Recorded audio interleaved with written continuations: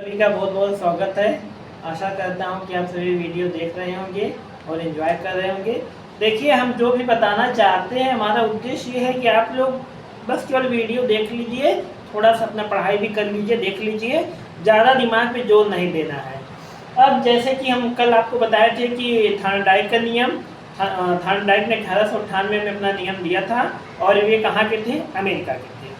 ठीक, अब देखिए कि थार्नडाइक ने अपना नियम दिया तो यह जो है शोर मच गया कि पहला पशु मनोवैज्ञानिक जो है शिक्षा के क्षेत्र में ऐसा कार्य किया।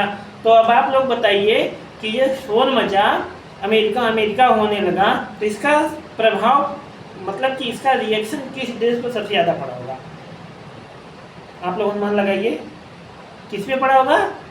रूस पर। रूस और अमेरिका की स्थिति जो आज है, ये आज की मत आप समझिए, ये बहुत पहले की है। अब हुआ क्या कि यदि ऐसा होने लगा तो रूस ने उसको कहा कि नहीं, हम भी कुछ करेंगे, अमेरिका ऐसा कर सकता है तो हम क्यों नहीं कर सकते। तो रूस ने क्या किया कि वहाँ के एक वैज्ञानिक थे पावलोव। अब आप ध्यान समझिएगा, पावलोव। अब पावलोव ने किस पर प्रयोग किया? अमेरिका ने किस पर प्रयोग किया था? अमेरिका ने प्रयोग किया था बिल्ली पर। तो उसने कहा कि अगर ये बिल्ली पे प्रयोग किए तो मैं कुत्ते पे करूँगा। मतलब कि बिल्ली का दुश्मन कुत्ता, अमेरिका का दुश्मन रूस। समझिए आप हमारी बात को। थार्नडाइक अगर आप बैठा लिए, थार्नडाइक अमेरिका के थे तो पावलोव कहाँ के थे? अमेरिका का दुश्मन रूस। ठीक, थार्नडाइक ने बिल्ली पर प्रयोग किया था तो बिल्ली का दुश्मन कुत्ता पर प्रयोग किए। और भी आप ये सोच सकते हैं कि रूस वाले कुत्ते के ही पीछे रहते हैं। क्यों? अंतरिक्ष में पहला जो प्राणी भेजा गया था रूस ने ही भेजा था, और वो भी थी ये कुतिया, जिसका नाम था लाइका। चलिए हम अपनी बात पर आते हैं। आप लोग हमें भूलेंगे नहीं कि पावलोव किस देश के थे और किस जानवर पर प्रयोग किए।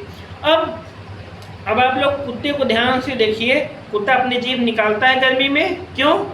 ताकि वह गर्मी के अनुकूल अपने शरीर को ढाल सके, गर्मी के अनुकूल अपने शरीर को ढाल सके। तो पावलोव ने जो नियम दिया था, अब आप वहाँ समझिए, कुत्ता जीभ निकालता है अनुकूलन के लिए, तो उनके नियम का नाम रहा अनुकूलित अनुक्रिया। और प्रयोग क्या किए? घंटी। घंटी पे अब आप समझिए, घंटी की आवाज़ अब आप लेके चलिए शास्त्रीय संगीत से। जैसे शास्त्रीय संगीत होता है, आवाज़ आती है, वैसे ध्वनि नियंत्रित प्रयोगशाला में वे विशेष प्रकार की आवाज़ निकाले, तो जिसको शास्त्रीय अनुबंधन भी कहते हैं इनके क्रिया को। और क्लासिकल थ्योरी, क्लासिकल नहीं, आप इसमें क्लासिकल म्यूजिक है, शास्त्रीय संगीत है, तो क्लासिकल थ्योरी भी इनके नाम है। नियम का शास्त्रीय अनुबंधन है, अनुकूलित अनुक्रिया। आपको याद करने की जरूरत नहीं है। अनुकूलित अनुक्रिया का मतलब कुत्ते का जीभ निकालना, अनुकूलन करना, और शास्त्रीय मतलब कि घंटी की जो आवाज़ है आप समझिए।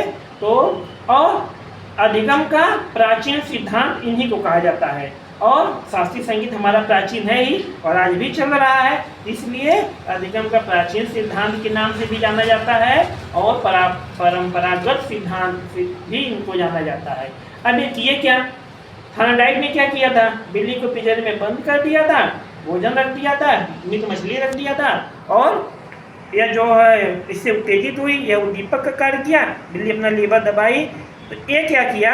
शुरुआत तो ऐसे किया, कुत्ते के को भोजन सामने रखा गया तो कुत्ते के मुंह से लाल निकली। भाई यहाँ तो कुछ नहीं किया, यह बिना शर्त है, बिना शर्त की क्रिया है।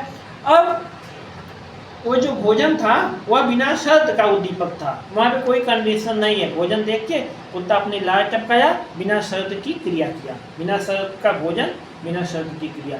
अब वे क्या किए? घंटी बजाए, भोजन देने से पहले घंटी बजाए, 1 बार 2 बार 3 बार, ऐसे अपना घंटी मतलब कि विशेष आवाज़ निकली। अब हुआ क्या कि कुछ समय बाद भोजन के साथ घंटी में बजाते थे, भोजन नहीं दिए और घंटी की आवाज़ बज जाए और कुत्ते ने लार अपनी टपका दिया।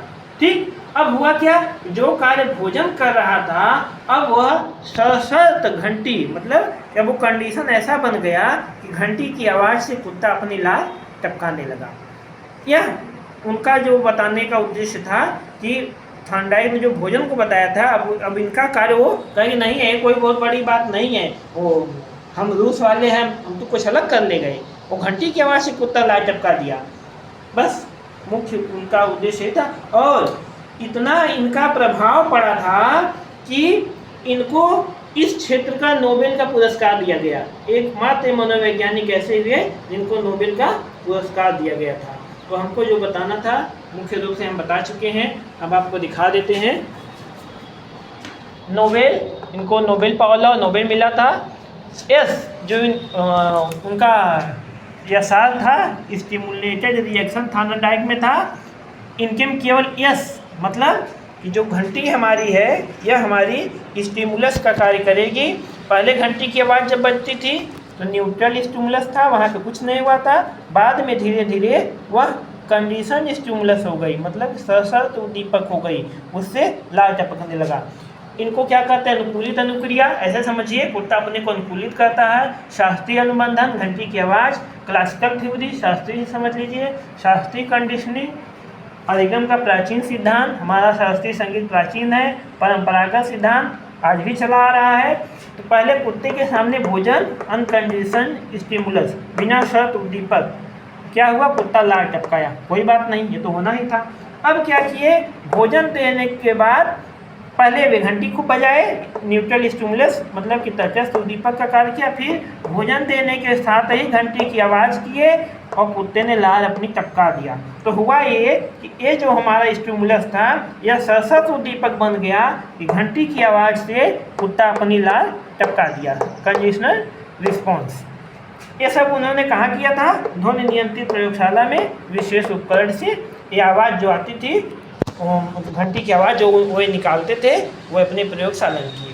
तो थॉर्नडाइक का नियम हम आपको बता दिए, अमेरिका के थे, उसका उल्टा सेम ये काम किए हैं, इनको नोबेल पुरस्कार मिला। अब इसका रिएक्शन क्या अमेरिका पर हुआ? क्या उसने कोई और अन्य प्रयोग किया? अब हम अगले आने वाली वीडियो में पावलोव का हमारा जो बताना था क्लियर कर दिए।